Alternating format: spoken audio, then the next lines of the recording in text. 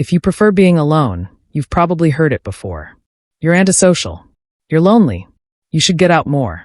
But psychology tells a very different story. Choosing solitude isn't a flaw.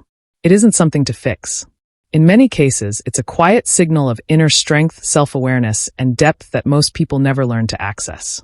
While the world often celebrates loudness and constant connection, some of the most psychologically resilient people are the ones who feel most at home in their own company. If you prefer being alone, here are 4 hidden traits psychology suggests you may have, traits that are often misunderstood, but deeply powerful.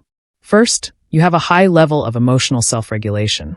Psychology shows that people who are comfortable spending time alone tend to regulate their emotions internally rather than relying on constant external validation. Instead of needing distraction, noise, or other people to calm themselves, they can sit with their thoughts and feelings without being overwhelmed. This doesn't mean you don't feel deeply. It means you know how to process what you feel.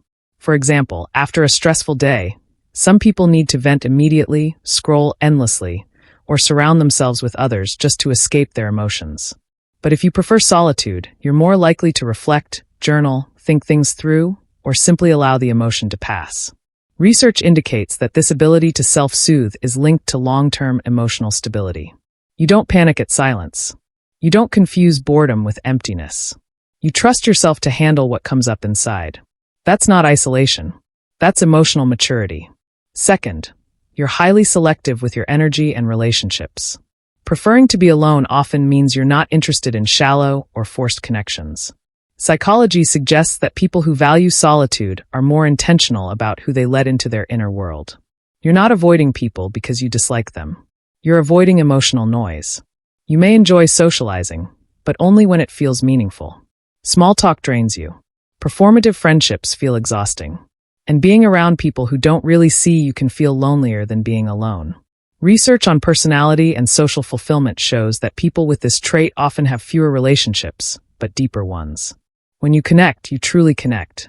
You listen closely. You notice details. You remember what matters. So when you choose solitude, it's not rejection. It's discernment. Third, you have a strong sense of identity. Psychology indicates that comfort with being alone is closely linked to a well-developed sense of self. If you prefer solitude, you're less likely to define your worth by how much attention you receive or how busy your social life looks from the outside. You don't constantly need others to tell you who you are. You know what you enjoy. You know what drains you. You know when something doesn't align, and you trust that feeling even if others don't understand it. This is why alone time often feels clarifying rather than empty. It helps you hear your own voice again.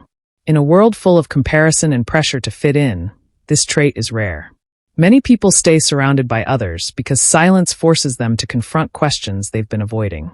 You, on the other hand, don't run from those moments. You grow in them. Fourth, you have a natural depth of thought. Research shows that people who enjoy solitude tend to engage in deeper reflection and abstract thinking.